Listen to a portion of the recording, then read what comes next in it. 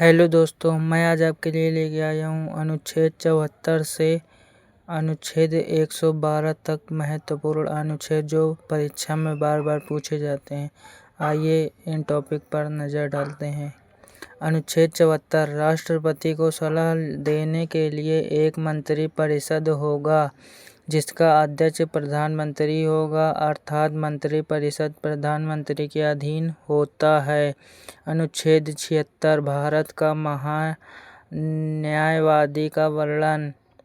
अनुच्छेद 79 संसद भवन का निर्माण एडविन लुटियन तथा बेकर्ड ने किया। पार्लियामेंट शब्द फ्रांस से लिया गया है, जबकि संसद की जननी यूके को कहते हैं। संसद के 3 अंग होते हैं: लोकसभा, राज्यसभा, राष्ट्रपति। संसद के 2 सदन होते हैं: लोकसभा निम्न सदन, राज्यसभा उच्च सदन। संसद किसी भी अंतर्राष्ट्रीय संधि या समझौता को किसी भी राज्य में लागू कर सकती है बिना उस राज्य के अनुमति के। अनुच्छेद 85 इसमें सत्र के आहूत तथा सत्रावसान की चर्चा है। सत्र का आहूत: राष्ट्रपति जब विधेयक बनाने के लिए लोकसभा तथा राज्यसभा के सदस्यों को बुलाते हैं तो उसे आहूत कहते हैं। सत्रावसान: जब दोनों सदन मिलकर कानून बना लेते हैं तो राष्ट्रपति सत्र को समाप्त करके उन्हें वापस अपने क्षेत्र में भेज देता है, जिसे सत्रावसान कहते हैं।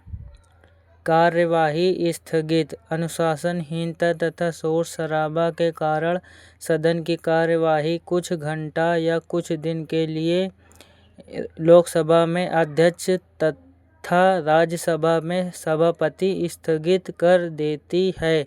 विघटन: राज्यसभा का विघटन नहीं हो सकता, केवल लोकसभा का होता है। लोकसभा का समय से पूर्व 5 वर्ष समाप्त हो जाना विघटन कहलाता है। यदि बहुमत 273 सीट न हो या बहुमत के प्रधानमंत्री मंत्रिमंडल से प्रस्ताव पारित करा के लोकसभा को विघटित करा सकते हैं। अनुच्छेद 110 धन विधेयक की परिभाषा: सचिव निधि पर पारित होने वाला विधेयक धन विधेयक कहलाता है। इसके द्वारा किसी टैक्स को बढ़ाने या घटाने वाला विधेयक आता है। सरकार का ऋण भी धन विधेयक में आता है। नोट: जुर्माना, लाइसेंस, स्थानीय टैक्स धन विधेयक नहीं है। अनुच्छेद 112 वित्त विधेयक वार्षिक वित्तीय विवरण। बजट का अर्थ होता है चमड़े का थैला।